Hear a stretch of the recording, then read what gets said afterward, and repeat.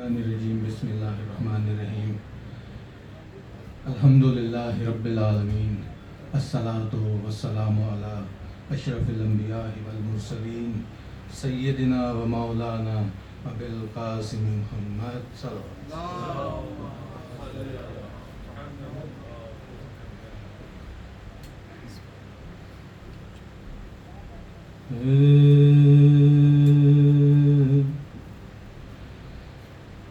مجرئی جس نبی خوش ہو کلام ایسا ہو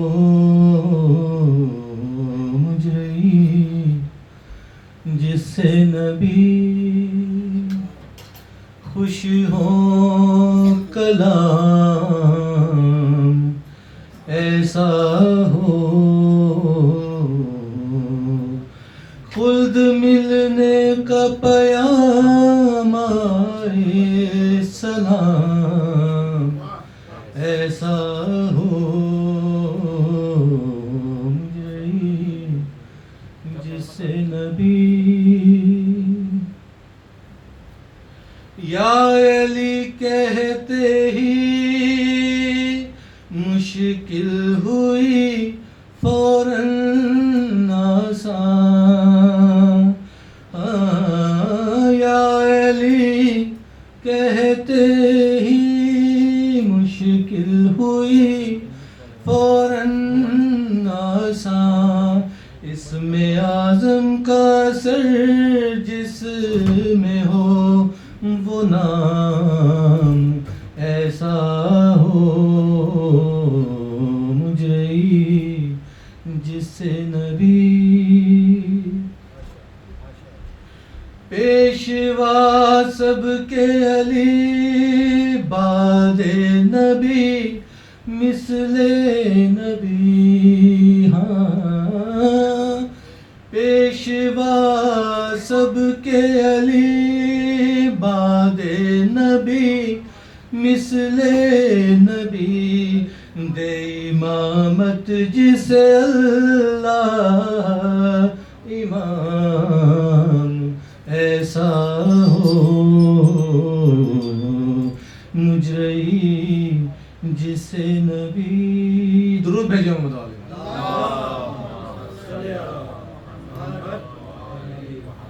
حر کو پہنچا دیا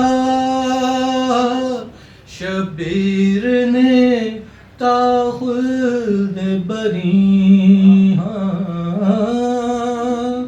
حر کو پہنچا دیا شبیر نے تا خلد بری ایسا آقا ہو جہاں میں تو غلام ایسا ہو مجرئی جس نبی خوش ہو کلام ایسا ہو یہ اس شعر کے لیے میں نے چونکہ جناب حر کا دن ہے آج یہ کلام میں آپ کے سامنے پیش کر رہا ہوں حر کو پہنچا دیا شبیر نے تا خلد بری حر کو پہنچا دیا شبیر نے تا خلد بری ایسا آقا ہو جہاں میں تو غلام ایسا ہو مجرئی جس نبی دل میں رکھتے ہیں ماہ حب علی عالی ظرف دل میں رکھتے ہیں ماہ حب علی عالی ظرف جب شراب ایسی ہو گلہن تو جام ایسا ہو جس سے نبی بخشوائیں گے غلاموں کو کھڑے ہو کے امام، بخشوائیں گے غلاموں کو کھڑے ہو کے امام، شافع امت جد روز قیام ایسا ہو مجرئی جس سے نبی بلند تر صلوات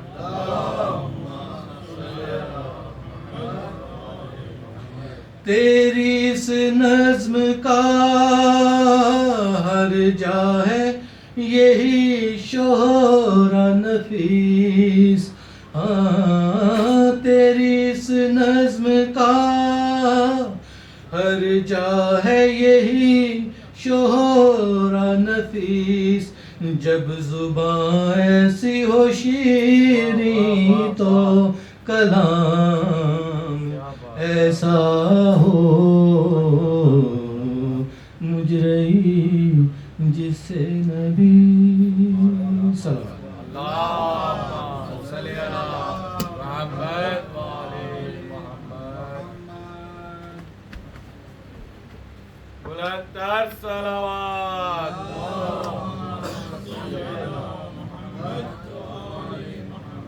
سورہ فاتحہ۔ بسم اللہ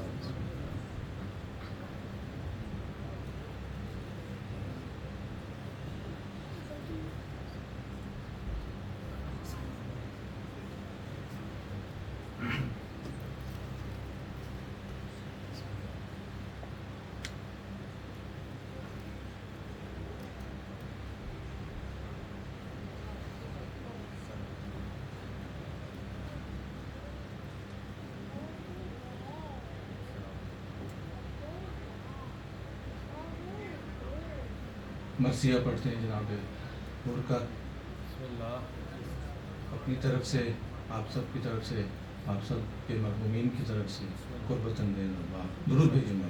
اللہم صلی علی محمد وآل محمد جس دم سنی امام امم نے صدائے حر، جس دم سنی امام امم نے صدائے حر، سینے پہ ہاتھ مار کے چلائے ہائے حر، رو کر کہا رفیقوں سے دیکھی وفائے حر، فرش ازا حرم نے بچھائی برائے حر، کھینچی جو شہنیاہ دل بے قرار سے، نکلی تڑپ کے فاطمہ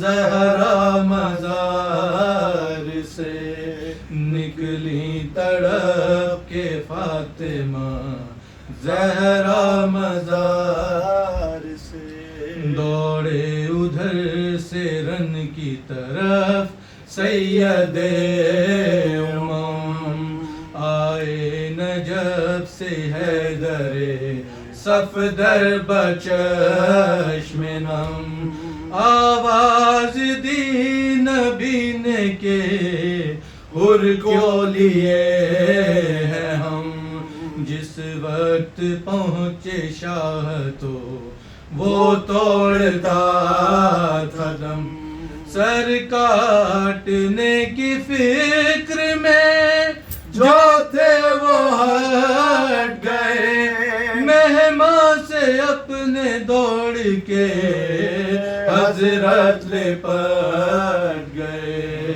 مہماں سے اپنے دوڑ کے حضرت لپٹ گئے، زانوں پہ رکھ لیا سرے حر اور یہ کہا بھائی حسین آیا ہے ہوش میں ذرا آنکھیں قدم پہ مل کے یہ بولا وہ وفا مولا ہزار جان سے میں آپ پر فدا جن کے لیے زمین پہ ملک سر جھکاتے ہیں وہ لوگ خلد سے میرے لینے کو آتے ہیں وہ لوگ خلد سے میرے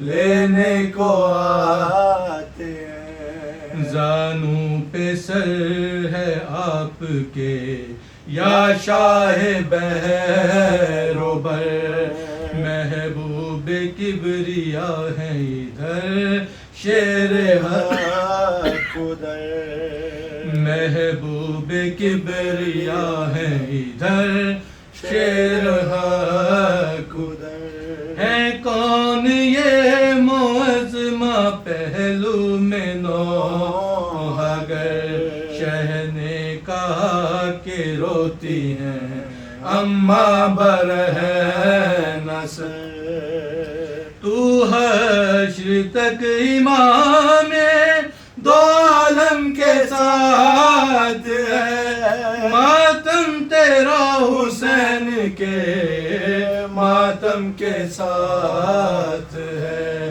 ماتم تیرا حسین کے ماتم کے ساتھ یہ سن کے غیر ہو گیا اس دم جری کہا زانو شاہدی پہ کیا حر نے انتقال خیمے کے در پہ لاش کو لایا علی کلا سب بیبیوں نے کھول دیے اپنے سر کے بال زینب یوں روئی شاہ کے فدائی کے واسطے جیسے بہن تڑپتی ہے بھائی کے واسطے جیسے بہن تڑپتی ہے بھائی کے واسطے جس دم سنی امام امم نے صدائے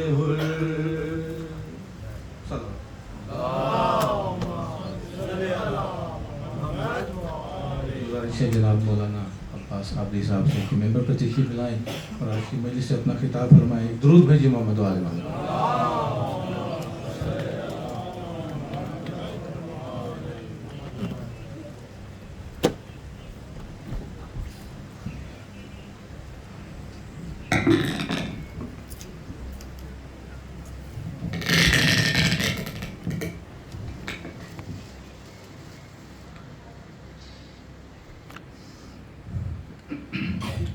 رحم الله عبد من قرأ الفاتحة بسم الله الرحمن الرحيم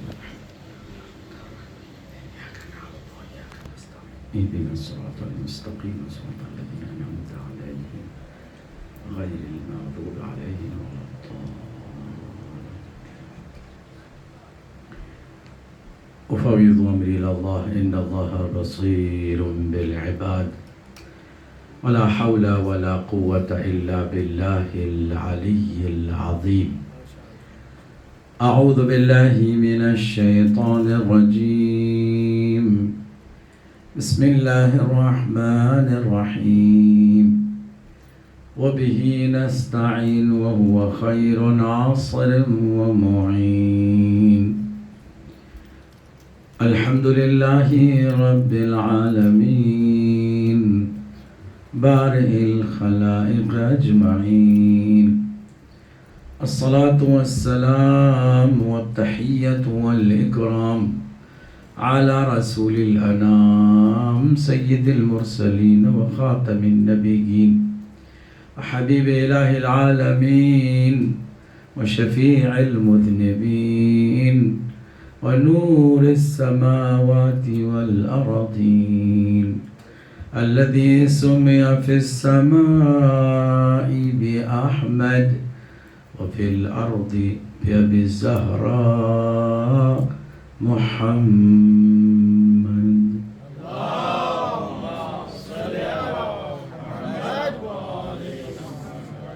أهل بيته الطيبين الطاهرين المعصومين المظلومين المنتجبين المكرمين الميامين الذين أذهب الله عنهم الرجس وطهرهم تطهيرا.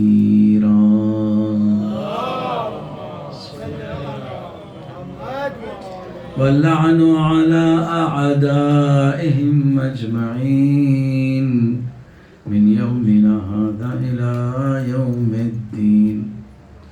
أما بعد، فقد قال الله الحكيم في كتابه الكريم: بسم الله الرحمن الرحيم. يا أيها الذين آمنوا ادخلوا في السلم كافة ولا تتبعوا خطوات الشيطان إنه لكم عدو مبين.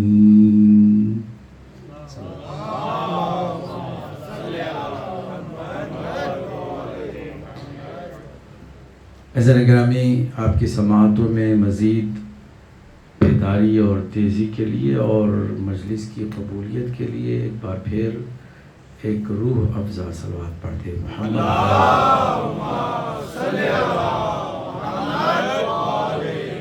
خوشنودی ہے امام زمانہ، بلند تر صلوات.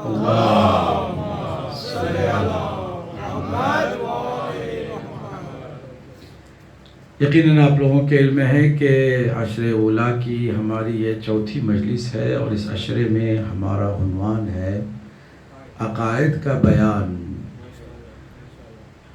کہ ہم کیا مانتے ہیں اور کیوں مانتے ہیں. عقائد کے ریویو کرنے کی جو اہمیت ہے اس پر ہم نے گفتگو کی، خود لفظ عقیدہ اور عقائد پر بات کی، اور پھر ہم نے یہ بتایا کہ عقیدہ صحیح وہی ہو سکتا ہے کہ جس کی بنیاد 4 اہم ارکان پر ہو. 2 اللہ نے ہمارے اندر سورسز رکھے ہیں، ایک کا نام فطرت ہے اور دوسرے کا نام عقل ہے. ماشاءاللہ، بھرپور عقل والوں کا یہی تقاضا ہے کہ وہ عقل کے ساتھ ہمیشہ. اور 2 چیزیں اللہ نے ایکسٹرنل ہماری ہدایت کے لیے رکھی ہیں جن سے ہمیں عقیدے کو اور عمل کو لینا ہے. ایک کا نام ہے قرآن اور دوسرے کا نام ہے اہل بیت علیہ السلام. قرآن خاموش ہے اور اہل بیت ناطق ہیں، بولنے والے ہیں. جہاں کوئی قرآن کی خاموشی سے ناجائز فائدہ اٹھاتا ہے وہاں اہل بیت بول کر کے اسے چپ کراتے ہیں. یہ دونوں ایسے ایک دوسرے کا سہارا بنے ہوئے ہیں تاکہ ہماری ہدایت ہو اور ہمارے عقائد میں کوئی خرابی پیدا نہ ہو، ہمارے عمل میں بھی کوئی خرابی پیدا نہ ہو. 5 عقائد کی جڑیں ہیں جن کو ہم اصول دین کہتے ہیں. دین کی یہ جڑیں ہیں. اصل کو عربی میں اصل کہتے ہیں جڑ کو، the root. اصول دین یعنی the roots of religion. اور وہ بھی 5 ہیں، 5 سے زیادہ نہیں ہے. 5 سے کم بھی بتانے کی کچھ لوگ کوشش کرتے ہیں، اور کبھی کبھی وہ شیعہ ہو کر کے بھی کہتے ہیں، جبکہ وہ سمجھ ہی نہیں پاتے ہیں کہ جڑ کہتے کسے ہیں. جڑ اس چیز کو کہا جاتا ہے کہ جس پر سارا درخت انحصار کرتا ہے، ڈیپینڈ ہے. اگر جڑ ایک بھی کٹ جاتی ہے تو پھر وہ سارا کا سارا درخت سوکھ جاتا ہے، حیثیت اپنی کھو دیتا ہے، پھر وہ کاٹ دینے اور جلا دینے کے قابل ہوتا ہے. اس کو اس طرح سرسبز و شاداب آپ نہیں رکھ سکتے. اس لیے 5 جڑیں ہیں نمبر 1 کہیے توحید. ہم نے چیلنج کیا اور اس پر دلیل بھی پیش کی کہ عقیدہ توحید میں ہماری کوئی برابری نہیں کر سکتا ہے، کیونکہ لوگوں نے خدا کو مانا بھی ہے تو اپنے اپنے خیال سے، اپنے اپنے تصور سے، اپنی محدود سوچ سے. کبھی کبھی لوگ خدا کو مانتے ہیں مگر اس خدا کو جو ان کا اپنا ذہنی تصور ہے، وہ پہلے خدا کو خود خلق کرتے ہیں پھر کہتے ہیں یہ ہمارا خالق ہے. خود وہ خدا کو خلق کرتے ہیں، بناتے ہیں، پھر کہتے ہیں ہم خدا کو مانتے ہیں. یہ کیا ماننا ہوا؟ اور یہ کیسا خدا ہوا کہ جو تمہاری ایجاد ہے، تم نے اسے بنایا ہے. اس لیے ہم چیلنج کے طور پر کہتے ہیں کہ جو مذہب اہل بیت میں توحید بیان ہوئی ہے، اس طرح کی توحید باقی کسی مذہب میں، کسی دین میں، کسی فرقے میں، کسی اور اسکول آف تھاٹ میں مل نہیں سکتی، کیونکہ انہوں نے توحید کو سمجھا ہے اور پھر سمجھایا ہے. اور پھر وہ جو ہستیاں ہیں کہ جنہوں نے توحید کو سمجھایا ہے، اس میں جو پہلی عظیم شخصیت ہے وہ خود سرکار دو عالم محمد مصطفیٰ صلی اللہ علیہ وآلہ. پھر مولائے کائنات ہے، اور پھر یہ سلسلہ ہے توحید کے علمداروں کا کہ جنہوں نے توحید کو سمجھا. اس لیے ہم چیلنج سے کہہ سکتے ہیں. بہت ساری مثالیں ہیں. مثلاً ہمارے علاوہ باقی خدا کو مان کر کے بھی اس کے جسم کے قائل ہیں، اس کی شکل کے قائل ہیں.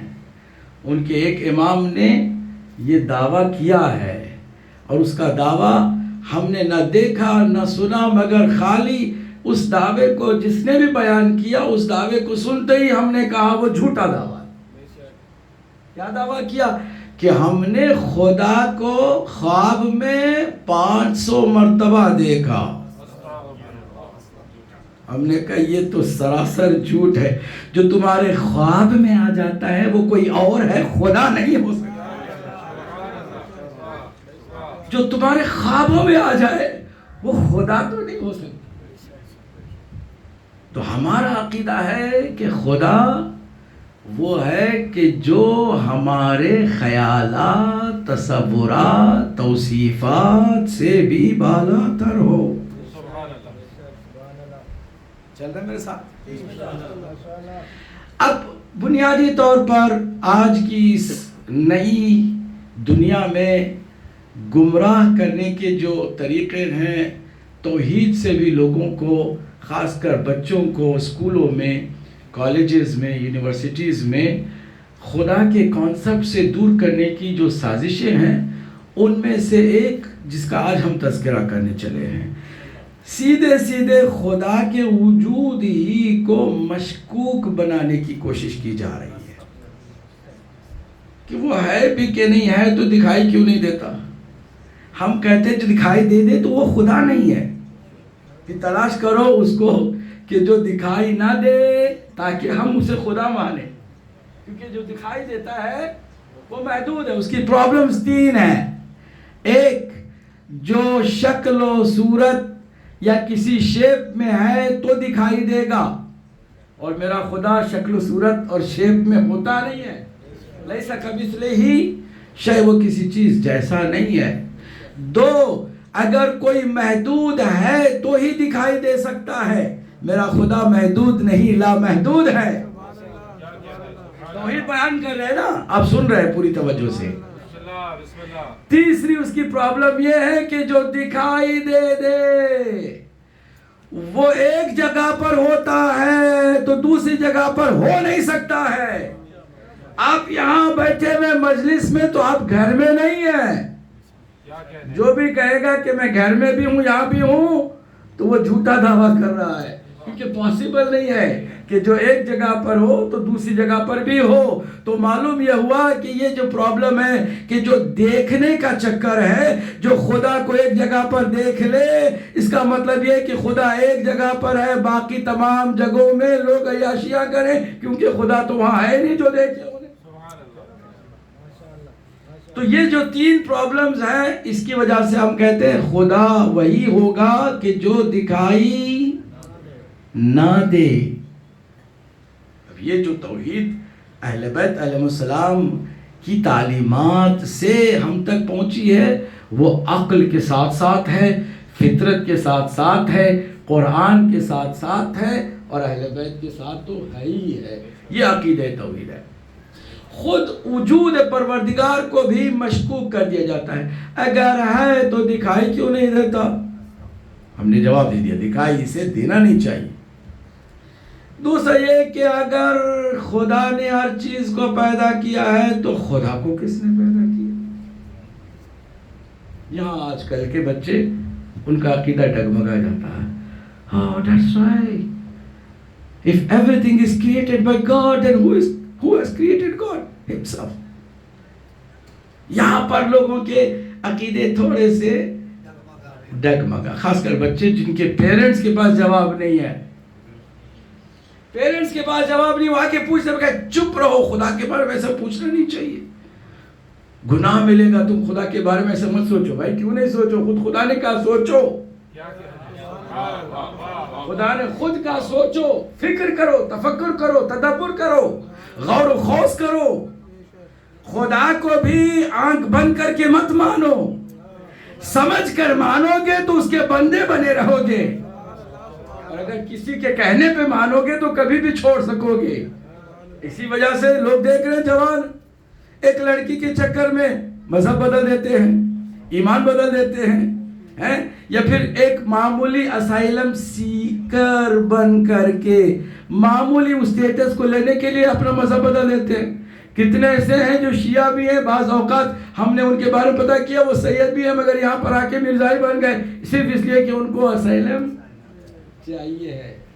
تو ان کا عقیدہ اس لیے کچا ہے کہ انہوں نے دلیلوں کی بنیاد پر عقیدہ نہیں بنایا تھا, عقیدے کو نہیں اپنایا تھا, بلکہ انہوں نے ادھر ادھر کی باتیں سن کے عقیدے کو اپنے لیا تھا. اسی طرح جیسے آسانی سے لیا ویسے آسانی کے ساتھ انہوں نے چھوڑ بھی دیا. جو مجالس میں آتے ہیں ان کے عقیدے کو بہت مضبوط ہونا ہے. تو کیا کریں, اس کا بھی جواب دینا ہے. پوری توجہ ہے کہ نہیں ہے؟ محمد وآل محمد بلند تر صلوات. صلی اللہ. اور یہ سب سے زہریلا سوال ہوتا ہے اسکولوں میں. یہاں پر عام طور سے بچوں کو خدا کے کانسیپٹ سے جدا کرنے کے لیے کیا جاتا ہے. Don't mind, it's all rubbish, it's all conservative thoughts. There is no God. If it is a God, then who has created God himself? خدا کو خود کس نے پیدا کیا؟ نادانوں کو نہیں معلوم کہ سوال بنیادی طور پر ہی غلط ہے. بات خدا کی کر رہے ہو, سوال مخلوق کا کر رہے ہو. ابھی آپ میرے ساتھ نہیں چل رہے. سوال خدا کے بارے میں کرنا ہے, مگر وہ مخلوق کے بارے میں تصور لے کر آتے ہیں, خدا کے بارے میں پوچھتے ہیں. اگر کوئی چیز مخلوق ہے تو مخلوق کے بارے میں پتا کرنا ضروری ہے کہ اس کا خالق کون ہے, مگر خود خالق کی بات ہو رہی ہے, کسی مخلوق کی بات نہیں ہو رہی ہے. خالق ہوا کرتا ہے. اگر خالق کا بھی کوئی خالق ہوگا تو پھر وہ مخلوق ہو جائے گا. مخلوق کی ہم بات نہیں کرتے, ہم مخلوق کی عبادت بھی نہیں کرتے, ہم عبادت خالق کی کرتے ہیں جس کا کوئی خالق نہ ہو. سلوات پڑھتے محمد.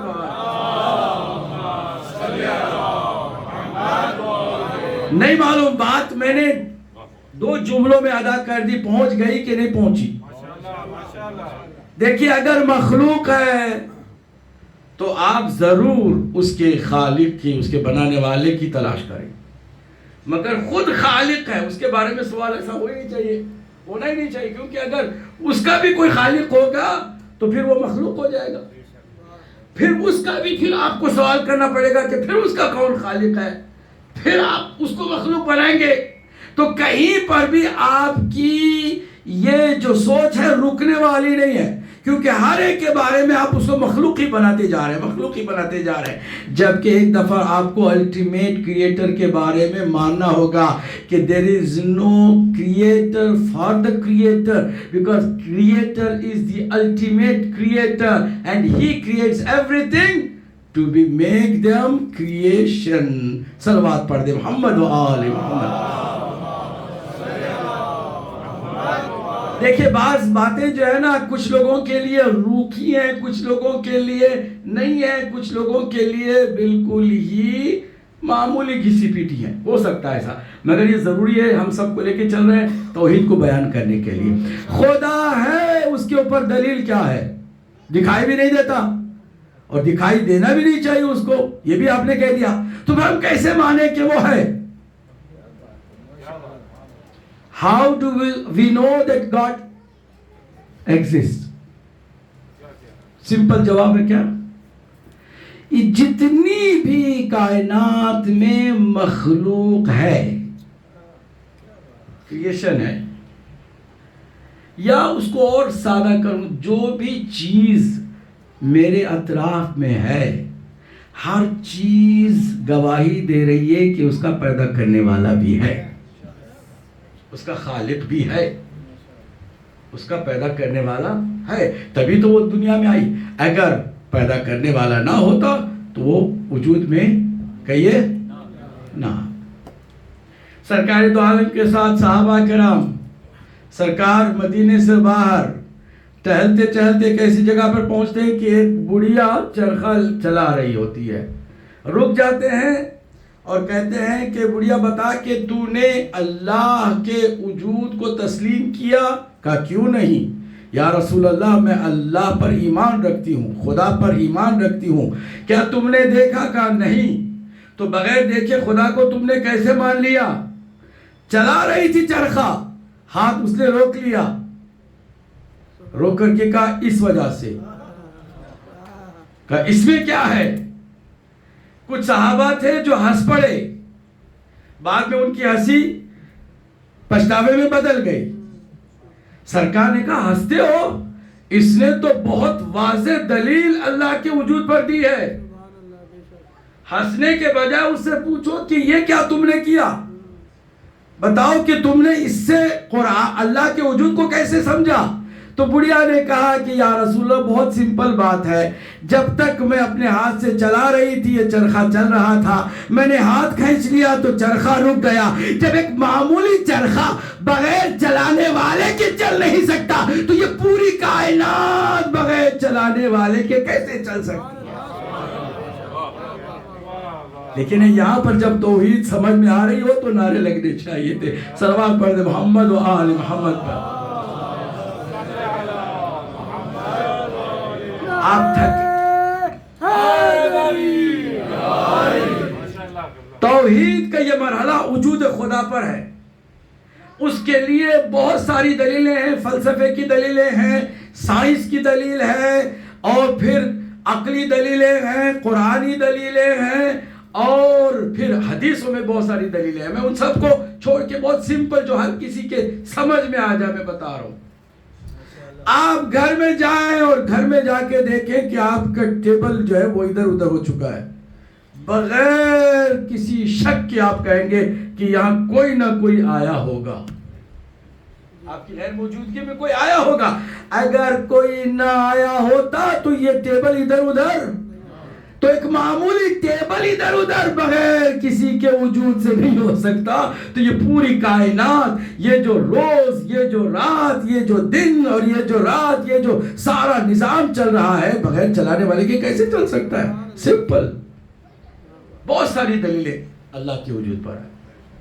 اس لیے سمپل میرے مولا کا جملہ سنا کے بات کو آگے بڑھتا ہوں. میرے مولا نے فرمایا کہ ہر مخلوق اپنے خالق کے وجود کا پتہ دیتی ہے, چیز اپنے خالق کے وجود کا پتہ دیتی ہے. ہر کسی کو اللہ کے وجود اچھی طرح سے سمجھنے کا اللہ نے موقع دیا ہے.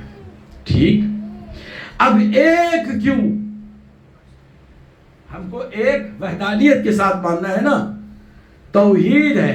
توحید کا مطلب ایک خدا کا ماننا. عام طور سے کہا جاتا ہے کہ اگر دو خدا ہوتے تو جھگڑا ہو جاتا. کیوں بھائی؟ کیا خدا جاہل ہے؟ آپس میں لڑیں گے؟ دو خدا ہیں تو کیا جھگڑا کیوں ہو جاتا؟ سوال ہے کہ نہیں ہے؟ عام طور سے یہ کہا جاتا ہے اگر دو خدا ہوتے تو جھگڑا ہو جاتا. کیوں جھگڑا ہو جاتا؟ جب دو لوگ انسان معمولی بزنس چلانے کے لیے پارٹنر بن سکتے ہیں تو بزنس چل پڑتا ہے, کوئی جھگڑا نہیں ہوتا. اب تو دو نہیں, 10 نہیں, 20 نہیں, 100 نہیں, 1000 شیئر ہولڈرز ہیں. ایک کمپنی کے ہزاروں ہیں, سب کا حصہ ہے, سب کے ساتھ ایک کمپنی چل رہی ہے, تو اس میں جھگڑے کی کون سی بات ہوئی؟ تو کائنات کو بھی چلانے والے کئی ہوں گے. جیسے ہندوؤں کا عقیدہ ہے کہ بہت ساری دیوی دیوتاؤں کو ملا کر کے یہ پورا نظام چل رہا ہے, تو اس میں کیا پرابلم ہے؟ جھگڑا بھی کوئی نہیں. اور آپ کہتے ہیں اگر دو خدا ہوتے تو کہیے, یہ معمولی باتیں کر رہے ہیں ہم. آپ کو مجھے بچپن میں اصول دین پڑھانے والوں نے پڑھایا ہے, مگر آج تھوڑا سا دنیا بدل گئی ہے نا, چیلنجز نئے نئے آئے تو جواب بھی ہمیں اسی حساب سے دینا ہے کہ نہیں؟ پوری توجہ. کیا دو خدا ہوتے تو جھگڑا ہوتا؟ اگر کیوں جھگڑا ہوتا اگر سارے مل کر کے چلاتے؟ جواب یہ ہے کہ پرابلم مل کے چلانے میں نہیں ہے, پرابلم انڈیپینڈنٹ ہو کر کے چلانے میں ہے. اگر دو یا دو سے زیادہ ہو تو اس کا مطلب ایک دوسرے پر وہ ڈیپینڈ کرتے ہیں, ایک دوسرے کے محتاج ہیں, اور جو محتاج ہوتا ہے وہ خدا نہیں ہوا کرتا. جو بھی محتاج ہو جائے, اگر خدا کو کسی اور کی ضرورت پڑ گئی تو اس کا مطلب یہ ہے کہ وہ خدا نہیں ہے. خدا وہ ہوتا ہے کہ جو کسی کا محتاج نہ ہو اور ہر مخلوق اس کی محتاج ہو. اس لیے جھگڑا ہوتا ہے کیونکہ انڈیپینڈنٹ کوئی ہو تو باقی تو کسی اور کو وہ برداشت کر ہی نہیں سکتا, کیونکہ اگر برداشت کرتا ہے اس کا مطلب اس کی ضرورت ہے, اور جو ضرورت مند ہوتا ہے وہ خدا نہیں ہوتا. صلوات پڑھ دیں محمد و آل محمد کا.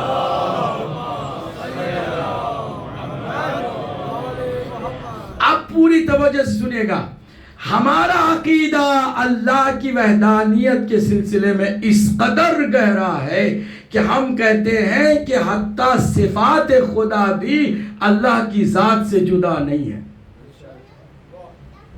ہمارا عقیدہ ہے کہ ذات پروردگار عین صفات پروردگار ہے, اور صفات پروردگار عین ذات پروردگار ہے.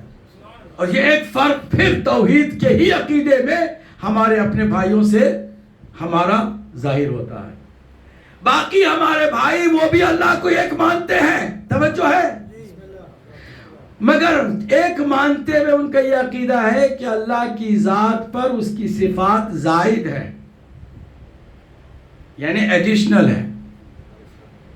اللہ ہے, رحمان میں جو رحمانیت ہے وہ ایڈیشنل ہے, اس کے اندر کریمی ہے تو ایڈیشنل ہے, اس کے پاس علم ہے تو ایڈیشنل ہے. ٹھیک, وہ کہتے ہیں زائد پر ذات ہے, اس کی جو ایٹریبیوٹس ہیں, attributes of God are separate than God himself, essence of God. ہمارے نزدیک نہ, اگر اللہ ہے تو اس کی جتنی بھی صفات ہیں اس کے ذات کے اندر ہی موجود ہیں. جب ہم ایک اللہ کو مانتے ہیں تو جب سے اللہ ہے اس کا علم بھی ہے, اس کی حیات بھی ہے, اس کی قدرت بھی ہے, اس کی کرامت بھی ہے, اس کی رحمانیت بھی ہے, اس کی غضبیت بھی ہے, اس کی جباریت بھی ہے, اس کی جبرویت بھی ہے. یعنی جتنی صفات اللہ کے ہیں خود اس کی اللہ کی ذات کا حصہ ہے, کبھی جدا نہیں ہے. نہیں, آپ نے سن لیا آسانی سے, میں نے بھی آسانی سے جملے کو ادا کر دیا. شاید کسی کے پلے پڑا, کسی کے نہیں پڑا, ہم کیا کریں. میں مثال سے بتاتا ہوں.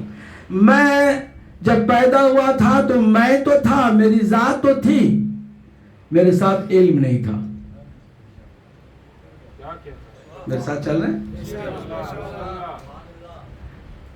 میرے پاس قدرت تکلم بھی نہیں تھا، میں بات بھی نہیں کر سکتا، پیدا ہو گیا، میرا نام بھی آ گیا، میں انسان بھی ہوں، میرا وجود بھی سامنے ظاہر ہو گیا، مگر میرا علم میرے ساتھ نہیں، میری قدرت میرے ساتھ نہیں۔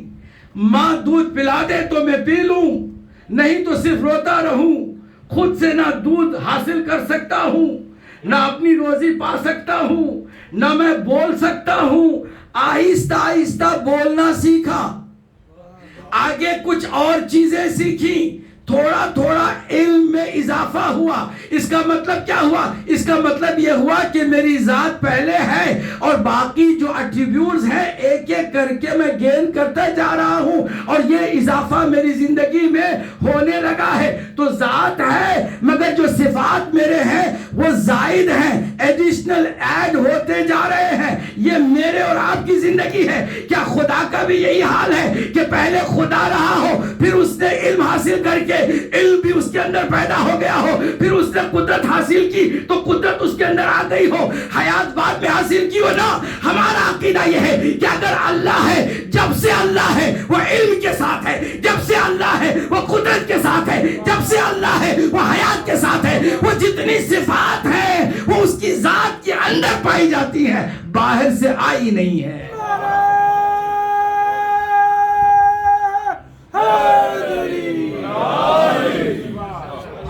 یہ ہم میں اور ہمارے باقی مسلمانوں میں فرق ہے توحید کا۔ کبھی آپ نے سوچا تھا کہ توحید میں بھی فرق ہے؟ جی ہاں، توحید میں فرق ہے۔ وہ کہتے ہیں اللہ کی صفات ذات پر اس کے زائد ہیں، ایڈیشنل ہیں۔ ہم کہتے ہیں نہ، اس کی ذات اور صفات میں کوئی بھی ذرہ برابر بھی تفرقہ نہیں ہے، فرق نہیں ہے۔ اس کی ذات عین صفات اور اس کی صفات عین ذات۔ یہ توحید کا کانسیپٹ اہل بیت علیہ السلام نے ہم تک پہنچایا۔ خوشنودی امام زمانہ بلند تر صلوات۔ یہ اور بات ہے کہ کچھ مسلمانوں نے ٹھیکہ لے کے رکھا ہوا ہے توحید کا، ڈنڈا بھی اپنے ہاتھ میں لیا ہوا ہے شرک کا۔ ان کی مرضی کے مطابق آپ خدا کو نہیں مانیں گے تو آپ مشرک ہیں، فوراً شرک کا فتویٰ لگا دیتے اور کہتے ہیں کہ ہم ہی توحید کو سمجھتے، جبکہ بالکل اس کا الٹا ہے معاملہ۔ یہ آج کی بات نہیں ہے، چھٹے امام کے زمانے میں بھی ایسے کچھ ہوا تھا۔ اب آپ ذرا سا آپ کی جو روکھاپن میں دیکھ رہا ہوں اس کو بھی دور کرنا پڑے گا نا ہمیں، کیونکہ بعض باتیں ایسی ہیں کہ اس کے سننے میں آپ لوگوں کو اگر علم ملتا بھی ہے تو اتنا مزہ نہیں آتا، کیونکہ ہمارے مجلسوں کا مزاج ہی کچھ ایسا ہو گیا ہے، سمجھتے ہیں ہم بھی۔ آپ ذرا غور سے سنیے، چھٹے امام کی خدمت میں ایک شخص آیا، آ کر کے کہا یا ابن رسول اللہ، ہم آپ کا بڑا احترام کرتے ہیں، ہم آپ کو چاہتے بھی ہیں، مگر آپ کے جو شیعہ ہیں نا وہ آپ کا خدا سے زیادہ ذکر کرتے ہیں۔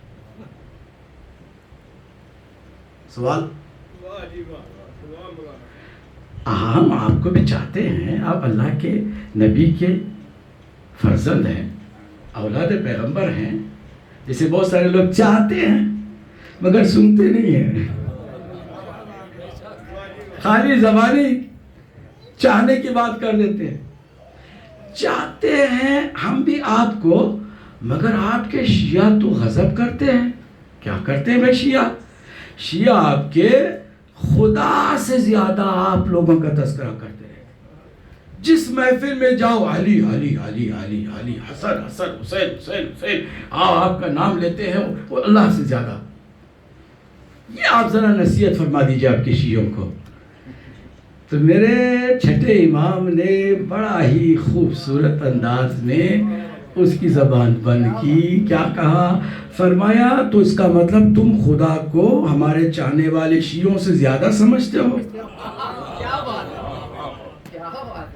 کہا کیوں نہیں ابن رسول اللہ، ہم تو بہت ذکر کرتے ہیں اللہ کا، تسبیح ہمارے ساتھ چپکی ہوئی ہے، تسبیح میں صرف اللہ کا ذکر کرتے رہتے ہیں، اور آپ کے چاہنے والے آپ لوگوں کا ذکر کرتے رہتے ہیں۔ کہ اچھا تو سب سے زیادہ اللہ کا ذکر جو کرتے وہ کیا ہے؟ کہ تسبیحات اربع، سبحان اللہ والحمد للہ ولا الہ الا اللہ واللہ اکبر. یہ اللہ اکبر what does it mean؟ اس کا مطلب کیا ہے؟ What do you understand by اللہ اکبر؟ بہت معذرت کے ساتھ ہم بھی غیروں کا سیکھ کر کے ترجمہ کرتے ہیں. I'm very sorry to say this. اللہ اکبر کا مطلب کیا ہے؟ اللہ is greater. Greater than what؟ اللہ اکبر ہے. اکبر کا مطلب بڑا ہے. کس سے بڑا ہے؟ کیا بات ہے کس سے بڑا ہے؟ تو بیچارہ تھوڑا سا چوک گیا کیونکہ سوال کرنے والا علم کا سمندر ہے, توحید کا علم بردار ہے. توجہ ہے کہ نہیں؟ کہا کہ ابن رسول اللہ جعلت فداک, میں آپ پر فدا ہو جاؤں. What we understand is that Allah Akbar means Allah is greater than everything. Allah is greater than everything. اللہ ہر چیز سے بڑا ہے. اللہ اکبر اس کے لفظ ہے, اس کے لفظ عربی کے لفظ. اللہ اکبر من کل شیء, ہر چیز سے اللہ بڑا ہے. امام نے کہا اگر اس عقیدے کے ساتھ مر جاؤ گے تو جہنم میں جاؤ گے. میں روایت بہت اتھینٹک سنا رہا ہوں اور بات بھی عقل کی ہے. اس کی سند ہی یہ ہے کہ ہماری عقل کے ساتھ ٹیلی ہوتی ہے, ہماری عقل اس کو سپورٹ کرتی ہے. کہ اگر تم نے یہ کہہ دیا کہ اللہ ہر چیز سے بڑا ہے تو تم نے شرک کیا اور اس حالت میں مر جاؤ تو جہنم میں جاؤ گے. چونک گیا جب جہنم کی بات آئی. کہتے ہیں ابن رسول اللہ, تو اس کا مطلب کہ ہم تو یہی سمجھتے ہیں اور ہمیں یہ کہا گیا کہ ہر چیز کو چھوڑو, یہ کہو اللہ سب سے بڑا ہے. کیا ہے؟ یہ بھی غلط ہے.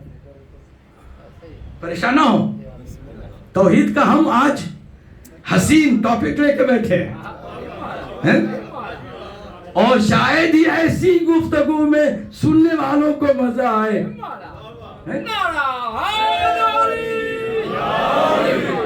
آپ کہنا اللہ سب سے بڑا ہے تو سوال پھر آئے گا وہ سب کیا ہے؟ سب کیا ہے؟ What do you mean by all? If you say God is greater than all, what do you mean by all? سب سے بڑا ہے, کیا مطلب ہے اس کا؟ اس نے کہا ہمیں اس سے زیادہ کچھ نہیں آتا. کبھی تم یہ کیوں کہتے ہو کہ شیعہ تمہارے اللہ کا ذکر کم کرتے ہیں اور ہم زیادہ کرتے ہیں؟ جو سمجھ کے ایک دفعہ اللہ اکبر کہے تمہارے 1000 بار کہنے سے بہتر ہے. کہا کوئی بات نہیں ابن رسول اللہ, مجھے آپ بتا دیں قبل اس کے کہ مجھے موت آ جائے. آپ نے فرما دیا کہ اگر اس حالت میں مر جاؤں گا تو کہاں جاؤں گا؟ جہنم میں جاؤں گا. ہمیں جہنم میں جانا نہیں ہے. بتائیں اللہ اکبر کا کیا مطلب ہے؟ فرمایا سنو, ہم سے سنو. اللہ اکبر کا مطلب کیا ہے؟ اللہ اکبر مما ان یوصف, اللہ اس سے بھی کہیں بڑا ہے کہ جس کی توصیف کی جائے,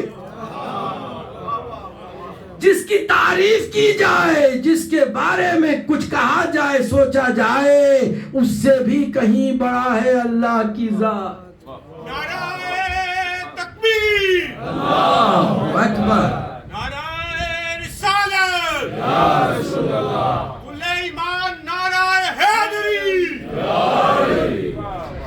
اب آپ سمجھیں کہ جو اللہ کو چیزوں کے ساتھ کمپیر کرتے ہیں وہ شرک کرتے ہیں. لیس کمثلہ شیء, وہ کسی چیز جیسا نہیں. ہر چیز سے بڑا کا مطلب کیا؟ اللہ بھی کیا چیزوں میں سے کوئی بڑی چیز ہے؟ تم نے چیزوں میں سے ایک چیز نکال کے کہہ دیا کہ اللہ بڑی چیز ہے, نعوذ باللہ. اور یہ خود شرک ہے جو اللہ کو چیز سمجھے. شرک ہے کہ نہیں ہے؟ پوری توجہ, پوری توجہ. میں اگر کسی شاعر کو تعریف میں کہوں ماشاءاللہ آپ گدھے سے بھی بڑے شاعر ہیں, بتائیں آپ تعریف کر رہے ہو توحید؟ بھائی بولیے نا. اب کچھ لوگ بول رہے ہیں, کچھ لوگ تو بس خالی سن رہے ہیں, کچھ لوگ تو سننے سے بھی شاید کترا رہے ہیں. بابا پوری توجہ سے سنیے میں کیا کہہ رہا ہوں.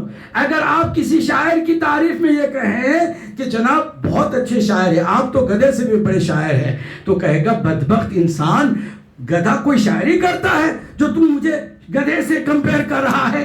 تو جیسے گدھے سے کمپیر کرنے میں کسی شاعر کی توہین ہوگی, تعریف نہیں ہوگی, اسی طرح اگر خدا کو کہے ہر چیز سے بڑا ہے تو اللہ کی توہین ہوگی, تعریف نہیں ہوگی. محمد وآل محمد بلندر صلوات.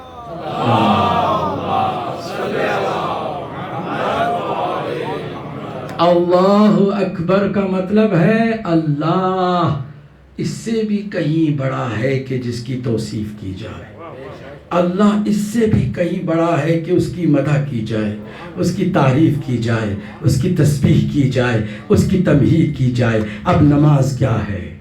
اگر اس عقیدے کو لے کے چلو تو نماز پڑھنے کا بھی مزہ آئے گا. اگر نماز پڑھنے والا اس عقیدے کے ساتھ پڑھے گا تو لطف آئے گا. اور اگر اس عقیدے سے ہٹ کر کوئی اور عقیدہ جو بالکل ہی گیا گزرا عقیدہ جس کے اندر شرک ہے, اللہ اکبر, ہر چیز سے بڑا ہے تو اللہ کو بھی چیز سمجھ کے کہہ دیا بڑا ہے, اور وہ نماز پڑھے گا تو اسے کیا نماز سے ملنے والا ہے؟ جو کہا جاتا ہے کہ الصلاۃ معراج المؤمن, مومن کی معراج ہے, تو معراج کب ہوگی نماز؟ اس وقت ہوگی جو اس معنی کو سمجھ کے پڑھے گا. توجہ ہے کہ نہیں ہے؟ اب ذرا دیکھیے کہ یہ معنی نماز کے کہاں کہاں ہمیں سمجھاتا ہے. جب آپ کھڑے ہوتے ہیں اللہ کی بارگاہ میں, تکبیرۃ الاحرام, پہلا ایک عظیم جملہ جو آپ کی زبان سے نکلتا ہے جس کو کہتے ہیں تکبیرۃ الاحرام. جیسے آپ احرام باندھتے ہیں حج کے لیے, تو آپ کے احرام باندھنے کے ساتھ 21 چیزیں آپ کے اوپر حرام ہو جاتی ہیں جو آپ کو اس سے پہلے حرام نہیں تھی. احرام باندھ لیا تو وہ ساری چیزیں کہیے حرام ہو گئی. اسی طرح جب آپ نماز میں کھڑے ہوتے ہیں تو ایک دفعہ کہتے ہیں اللہ اکبر, تو یہ تکبیر بھی بہت ساری چیزوں کے اوپر حرام کا فتویٰ دے دیتی ہے کہ آپ کھڑے ہیں, جب تک نماز تمام نہیں ہوتی بہت ساری چیزیں آپ کے لیے حرام ہو گئی. آپ ادھر ادھر تکبیر کہنے کے بعد جا نہیں سکتے, حرام ہے آپ کا ادھر ادھر ہونا. آپ کے اوپر حرام ہے کہ قبلے سے اپنا منہ موڑے. آپ کے لیے حرام ہے کہ کوئی گفتگو کرے, کوئی بات کرے, کسی سے ہنسی مذاق کرے. حرام ہے کہ نماز کی حالت میں رونا شروع کر دے. حرام ہے کہ آپ نماز کیا, کتنی چیزیں حرام. اس کو کہتے ہیں تکبیرۃ بولیے تکبیرۃ الاحرام. آپ نے کھڑے ہو کر کے کہا علی والا, جس کے تعلیم توحید کی علی نے دی ہے, اور علی سے جس نے تعلیم لی ہے وہ کہتا ہے اللہ اکبر. کائنات ساری کی ساری چھوٹی پڑ جاتی ہے, اتنی چھوٹی پڑ جاتی ہے کہ وہ کہتا ہے میں آ تو گیا بارگاہ الہی میں, تعریف کے لیے آیا ہوں, اس کی مدح کرنے کے لیے آیا ہوں, اس کی حمد کرنے کے لیے آیا ہوں, اس کی نماز پڑھنے کے لیے آیا ہوں. اللہ اس سے بھی کہیں بڑا ہے. کھڑا ہو گیا, میں نے کہا اللہ اکبر, اللہ اس سے بھی کہیں بڑا ہے کہ میں اس کی تعریف میں کھڑا ہو کر کے اس کی تعریف کروں. پھر میں نے تعریف کرنا شروع کر دیا, الحمدللہ رب العالمین, رب العالمین کی تمام تعریفیں اسی کے لیے ہیں. میں نے کہا وہ رحمان ہے, رحیم ہے, وہ مالک یوم الدین ہے, میں اسی سے مدد مانگوں گا, میں اسی کی عبادت کروں گا. پروردگار پہلی مدد میری یہ کر دے کہ میں سیدھے راستے پر رہوں, کوئی مجھے گمراہ نہ کرے, سیدھے راستے سے نہ ہٹائے. اور وہ سیدھا راستہ بھی صرف انہی کا ہو سکتا ہے کہ جن پر تو نے نعمتوں کو تمام کیا ہے. جس کو سمجھ میں بات نہیں آئی وہ غدیر تک آئے تو سمجھے کہ کس پر نعمت تمام ہوئی ہے.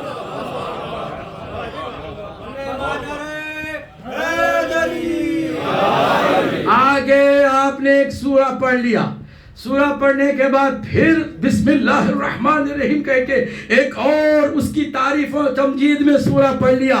پھر آپ کو احساس ہوا, آپ کہیں اللہ اکبر, جو کچھ میں نے پڑھا نا تو اس سے بھی بڑا ہے, تو اس سے بھی بڑا ہے. رکوع میں چلے گئے, رکوع میں جا کے آپ نے کہا سبحان ربی العظیم و بحمدہ, اے میرا رب تو منزہ ہے, تو بہت پاک و پاکیزہ ہے، تو عظیم ہے اور تیری حمد ہوتی رہتی ہے. کہا، سر اٹھایا، اللہ اکبر، تو اس سے بھی بڑا ہے.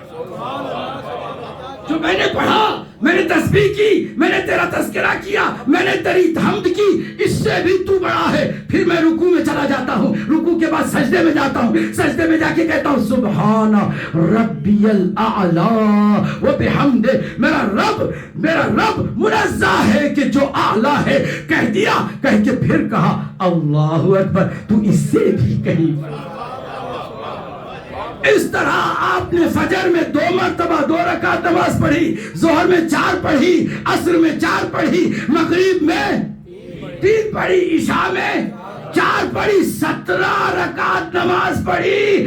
ہر بار آپ نے پڑھتے ہوئے یہی کہا اللہ اکبر، اللہ تو اس سے بھی کہیں بڑا ہے. اب ذرا مزہ آئے گا تو نہیں آئے گا، ذرا سوچ لیجئے گا. جو اس طرح نماز پڑھتا ہے کیا اس کی نماز معراج ہوگی کہ نہیں ہوگی؟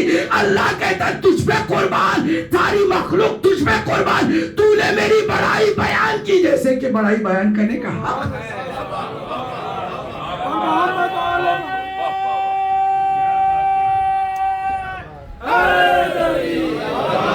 اب اگر بندوں کو سمجھانا ہو تو کوئی آئے علی سے بڑا کوئی دکھا دے.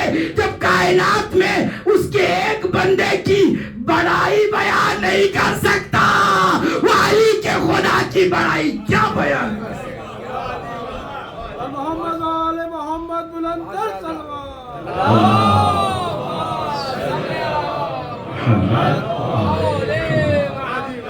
یہ ہے توحید جو اہل بیت علیہ السلام کی تعلیمات کا نتیجہ. نماز پڑھو تو اس توحید کے ساتھ پڑھو، اللہ اکبر. ورنہ اللہ اکبر جتنے بھی یہ درندے ہیں نا، آئسس جیسے لوگ، داعش جیسے لوگ، وہ بھی ذبح کر کے انسانوں کا کہتے اللہ اکبر. ایسے اللہ اکبر کہنے سے کیا ہے؟ کیا تماشا ہوا اسلام کی تقدیر کے ساتھ، کیا تماشا ہوا اسلام کی تقدیر کے ساتھ.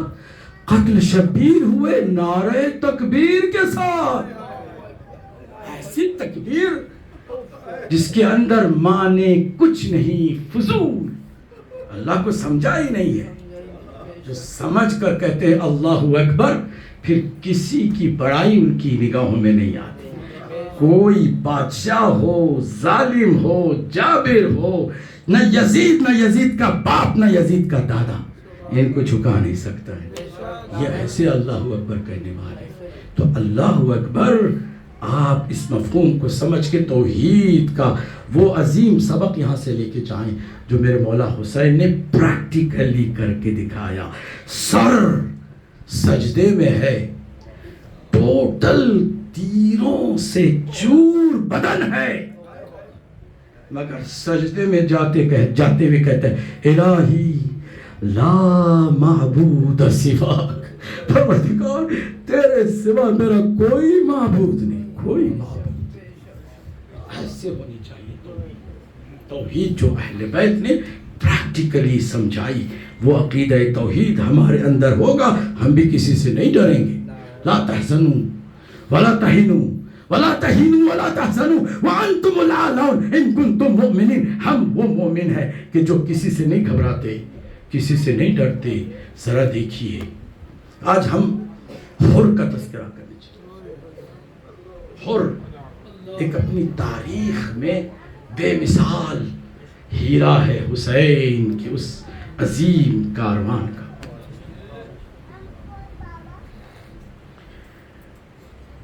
توبہ کر کے آ جانا بہت اچھی بات ہے، لیکن موقع پر آ جانا کمال کی بات ہے. آپ کو پتہ ہے عاشورہ کے بعد 2000 لوگ توبہ کر کے آئے تھے. انہوں نے بھی توبہ کی تھی، پچھتایا تھا، پشیمان ہوئے تھے. پورا ایک لشکر تیار کر کے آئے تھے، 2000 لوگ آئے، but it's too late for them. ان کی کوئی آج عزت نہیں کرتا، حالانکہ توبہ کر کے آئے تھے. اور پھر وہ خالی توبہ کر کے آئے نہیں تھے، وہ یزید کے لشکر سے بھیڑ بھی گئے. اور قتل بھی کر دیے گئے، مگر پھر بھی کوئی ان کا نام لیتا نہیں. کیوں؟ جب حسین نے بلایا تھا تب کیوں نہیں آئے؟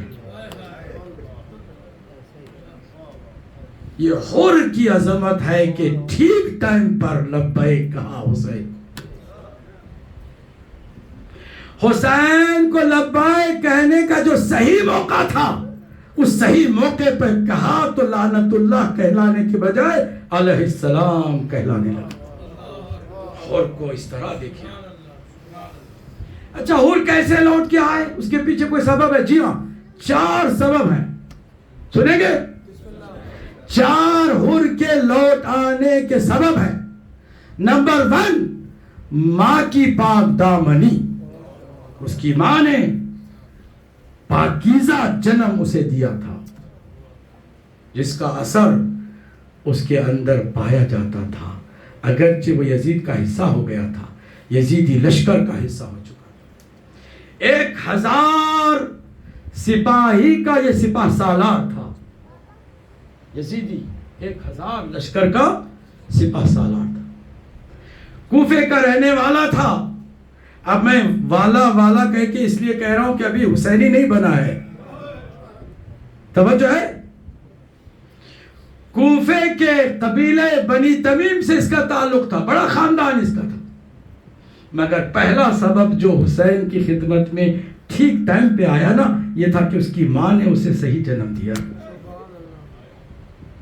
دوسرا سبب، اسی پہلے سبب کی وجہ سے جب اس کو یہ ذمہ داری دی گئی کہ تم 1000 لشکر کی سپاہ سالاری لے کر کے کوفے سے نکلو اور حسین کا راستہ روکو، تو جب وہ نکل رہا تھا تو کسی نے اس کے کان میں یہ آواز تکرار کی، ریپیٹ کی 3 دفعہ، اور مبارک ہو تم جنتی بن گئے. اور نے خود امام کی خدمت میں آ کے یہ واقعہ سنایا کہ میرے ساتھ ایسا ہوا. اور میں سوچتا تھا کہ میری ماں نے تو مجھے یہ تعلیم دی ہے کہ جو جوانان جنت کے سردار ہیں ان میں سے ایک حسین ہے، تو حسین کو روکوں گا میں، تکلیف پہنچاؤں گا تو کیسے میں جنت میں جا سکوں گا. میرے ذہن میں یہ سوال بار بار آتا رہا کہ یہ کیسے کوئی کہہ رہا ہے کہ تو جنت میں جانے والا ہے، مبارک ہو تمہیں جنت. میں سوچتا رہا اور اسی سوچ نے اسے آگے حسین کے قریب جانے کا موقع دیا. تیسرا سبب، جب وہ آیا ہے مولا حسین کے لشکر کو روکنے کے لیے ایک ایسے مقام پر، تو مولا حسین علیہ السلام تیاری کر رہے تھے نماز ظہر کی. اس نے دیکھا کہ نماز جماعت سے ہو رہی ہے تو کیوں نہ میں حسین علیہ السلام کے پیچھے نماز پڑھوں. اپنے لشکر والوں سے کہا کہ دیکھو نماز تو پڑھنی ہے نا، میں نماز رسول کے پیچھے پڑھنا چاہتا ہوں، تم بھی چاہو تو پڑھ لو، نہیں تو تمہاری مرضی، میں تو پیار ہوں. تو وہاں پر اس نے نماز میرے مولا کے پیچھے پڑھی. اثر ہوتا ہے، فاسق پڑھاتا ہے نماز تو فسق کا اثر ہوتا ہے، مخلص کوئی اللہ والا پڑھاتا ہے تو اس کا بھی اثر ہوتا ہے. یہ تیسرا سبب تھا جس کی وجہ سے حر کے اندر کا جو چھپا ہوا دبا ہوا ایمان تھا وہ ابھرنے لگ گیا تھا. اب جب روکا اس نے راستہ تو میرے مولا نے کہا راستے سے ہٹ جاؤ، مجھے اپنی منزل تک جانا ہے. اس نے کہا میں اس لیے بھیجا گیا ہوں کہ میں آپ کا راستہ روکوں، میں مجبور ہوں اپنی ذمہ داری سے. اور جب امام نے بات نہیں سنی تو اس نے لجام فرس پر ہاتھ ڈالا روکنے کے لیے. تو میرے مولا نے ایک جملہ کہا، اس کے بعد اس کے اندر انقلاب شروع ہو گیا. میرے مولا نے کہا لقد ثقلت کا امک یبن یزید الریاحی، اے حر تمہاری ماں تمہارے ماتم میں روئے. یہ کیا گستاخی ہے جو تم نے کی ہے؟ میرے لجام فرض پر ہاتھ ڈال دیا. وہیں پر وہ تھرا کر کے ہٹ گیا اور اس نے ایک جملہ کہا کہ میری زبان جل جائے, آپ نے جیسے میری ماں کا نام لیا ویسے میں آپ کی ماں کا نام لے لوں. میں یہ گستاخی کر نہیں سکتا, مگر خدا کی قسم آپ کے علاوہ پورے اس عرب میں کوئی بھی میری ماں کا نام لیتا تو میں بھی پلٹ کے اس کی ماں کا نام لیتا. یہ اس کے ایمان کی دلیل تھی. یہاں سے اس کے اندر ہلچل مچنے لگی, انقلاب آہستہ آہستہ اس کے اندر آنے لگا. اور 5ویں جو وجہ بتائی جاتی ہے خود اس نے بتائی ہے. جب وہ آیا تھا میرے مولا کے بارگاہ میں, شب عاشور ہر کوئی تیاری کر رہا ہے, اور کو لوگ دیکھ رہے ہیں, بڑا بے چین ٹہلتا جا رہا ہے. مسلسل آنسوؤں کا سیلاب ہے جو اس کی آنکھوں سے جاری ہے, اور یہ بار بار اللہ کی بارگاہ میں دعا کرے پروردگار میرا انجام ختم بخیر کرنا. میں نہیں چاہتا کہ میرے ہاتھ حسین کے خون سے رنگ جائے, میں نہیں چاہتا کہ حسین کے قاتلوں میں میرا شمار ہو. میں کیا کروں مجھے سمجھ میں بات نہیں آتی. پانی اس نے لیا وضو کے لیے, شب کی نماز کا پابند تھا, اور پانی لیا, لے کر کے وضو کرنے کے لیے خیمے سے باہر گیا. گویا اس کے کانوں سے کسی بی بی کے رونے کی آواز آئی, اور تو اپنے پانی سے وضو کر رہا ہے, میرے بچے حالت ہے.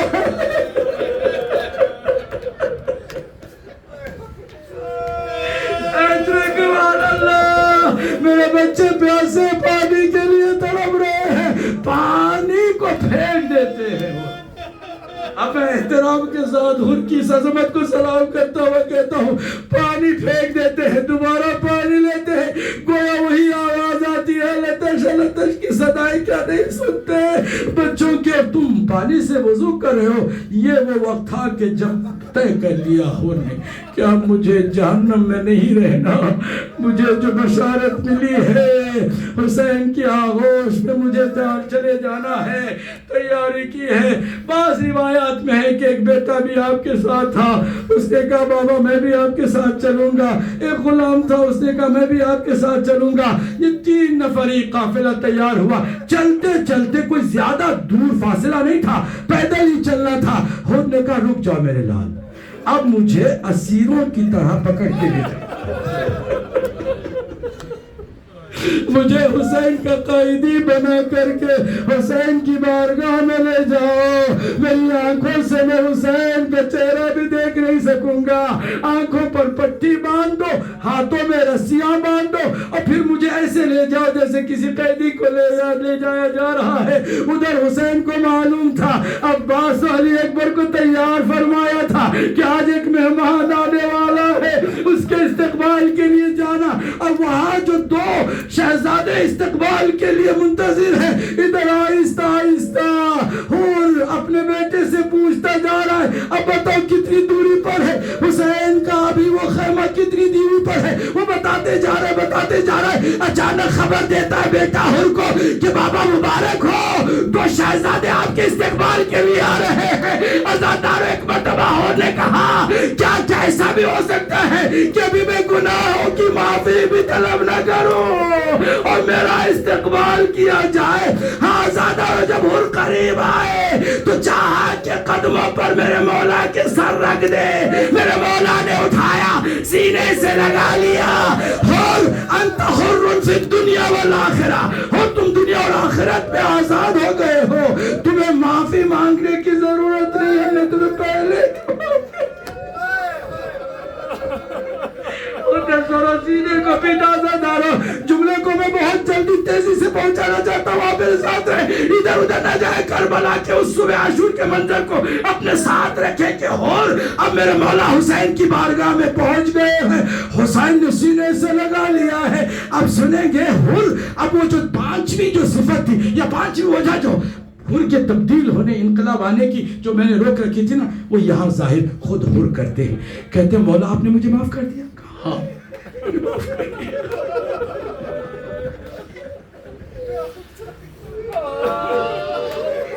میں بولو میں مطمئن ہونا چاہتا ہوں.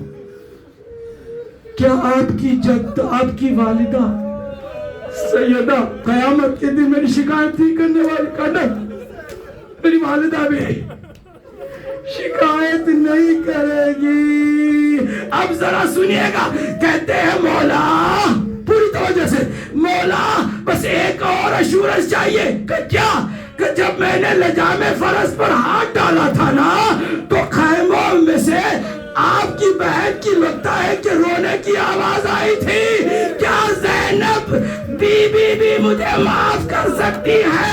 ایک مرتبہ فضا آ گئی، مبارک ہو زینب نے تمہیں سلام بھیجا ہے۔ ازادہ رعور کے اندر انقلاب ایسے آیا، سروں سینے کو پیٹنا شروع کر دیا۔ پھر کہا مولا میں نے سب سے پہلے آپ کو اذیت پہنچائی ہے، سب سے پہلے میں آپ پر قربان ہونا چاہتا ہوں، میں میدان میں سب سے پہلے آپ کی طرف سے جنگ کرنے کے لیے جانا چاہتا ہوں۔ بیٹا آگے آ گیا، بابا میرے ہوتے ہوئے آپ نہیں جا سکتے۔ انہوں نے کہا جو گناہ میں نے کیے نا بیٹا تو نے نہیں کیے، تجھے حق ہے کہ تو پہلے جائے۔ بیٹا ہے حر کا، وہ بھی میدان میں آتا ہے اور جنگ کر کے رجس پڑھ کے جب شہید ہونے کے قریب آواز دیتا ہے، مدد کو پکارتا ہے، حر تیاری کر کے میدان کی طرف جانا چاہتے ہیں، کیا دیکھتے ہیں کہ حر سے پہلے میرا مولا حسین پہنچا ہوا ہے، اور پھر سر کو زانوں پہ رکھ کے حر کی طرف دیکھ کے کہتے ہیں تم نہ اور جوان بیٹے کی لاش ہے، باپ سے دیکھی نہیں جائے گی۔ میں کہوں گا مولا عصر عاشور کڑی الجوان آپ کا بیٹا، سینے پہ برچی کا پھل، آپ مجبور بیٹے کی لاش اٹھانے والے ہوں گے۔ کون ہوگا جو آپ خیالهم الذین ظلموا ایام القیامہ؟